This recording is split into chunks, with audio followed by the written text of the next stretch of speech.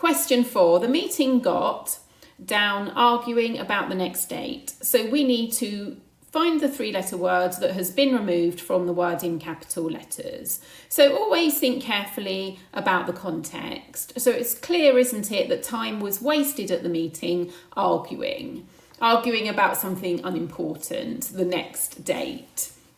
So what do we say? We have the word down, so we say bogged down. If you get bogged down by something, it means that something takes over that shouldn't.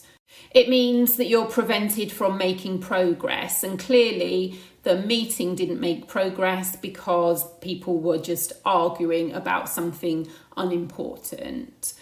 So this means that our 3-letter word that's been removed is bog, which is E.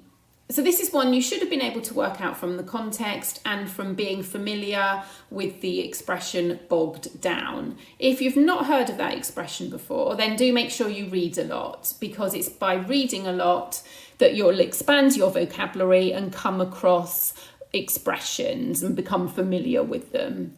Now, if you couldn't work it out from the context, then think logically. We've got, so past tense, and then we have ed, so that makes me think, well, we've definitely got a verb in the past tense, so we'll have ed at the end.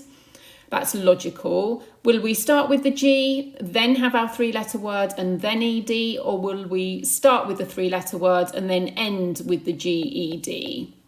So let's have a look at the possibility of the word starting with G first and then having the 3-letter word. We're not going to have the word bar after G, are we? We won't have a word starting with GB. Then end, no. Rag, no.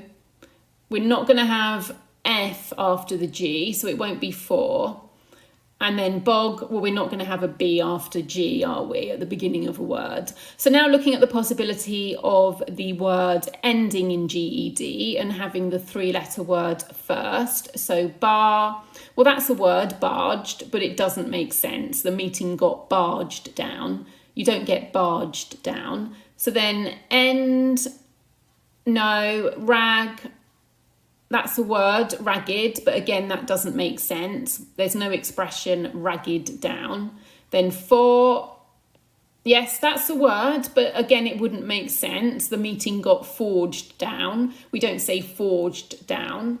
And then bog, and then we can see we have the word bogged, and that does make sense. The meeting got bogged down, so progress was prevented. So if you can't work out the word from the context, then think logically. And I realised that we would have a verb in the past tense, so that made sense to have ed at the end. And then you just need to look to see whether the 3-letter word comes after the G, and then you have the ed at the end, or whether the 3-letter word comes first.